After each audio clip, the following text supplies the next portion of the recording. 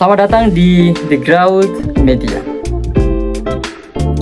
Entah apa yang ada di pikiran Kementerian Pendidikan Tinggi dan Sains Teknologi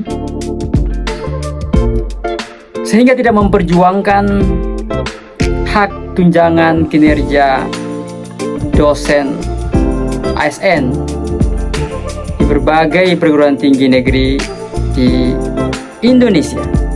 Padahal ini sangat berkaitan dengan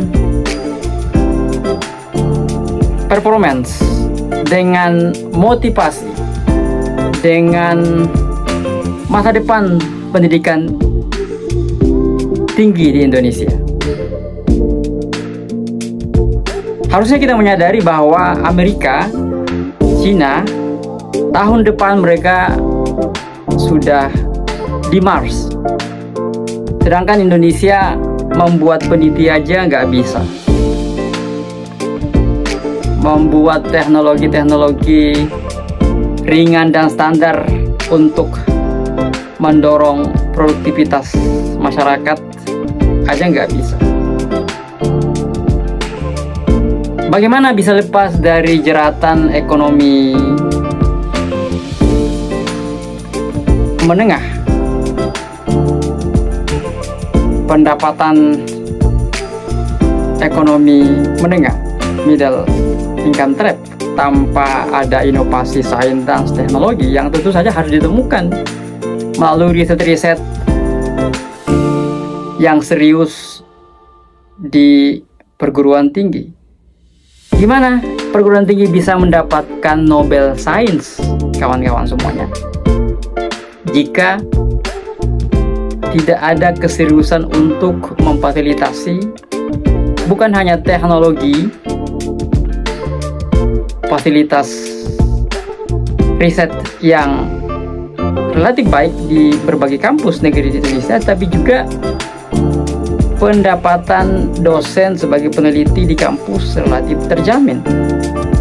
Gimana kita bisa mendapatkan Nobel Science? Semua negara-negara yang mendapatkan sains itu karena mereka benar-benar serius menginvestasikan anggaran yang relatif standar dan cukup untuk memfasilitasi alat-alat riset dan kemudian pendapatan para dosen, sehingga mereka benar-benar serius untuk meneliti. Jepang mendapatkan Nobel Science,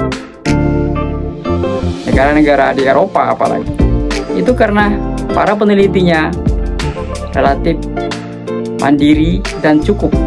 Mereka bisa serius untuk benar-benar melakukan riset. Dosen-dosen di Indonesia tentu saja harus mandiri untuk berkontribusi besar bagi kemajuan Indonesia dalam jangka panjang, terutama di sektor inovasi sains dan teknologi. Dan itu harus dimulai dari mengucurkan tunjangan kinerja mereka yang sebenarnya tak seberapa, sekitar 8 triliun, dan kita butuh goodwill dari Presiden Prabowo. Sekarang Presiden Prabowo rajin memangkas anggaran kementerian hari ini yang memang mayoritas korup. Nah, mungkin bisa dialihkan ke tunjangan kinerja dosen agar mereka bisa lebih fokus meneliti, produktif, dan semoga bisa membangun ekosistem riset sains di kampus dan dalam jangka panjang, bukan hanya mendapatkan sains Nobel, tapi juga yang paling penting menemukan produk-produk teknologi yang bisa dipakai dalam industrialisasi di Indonesia, dalam kerja-kerja masyarakat di Indonesia untuk mendorong produktivitas ekonomi, sehingga kita bisa lepas dari jeratan pendapatan menengah atau middle income trap. Dan tentu saja sesuai dengan target Pak Prabowo mencapai 8%. Terima kasih, sampai jumpa di Growth Media.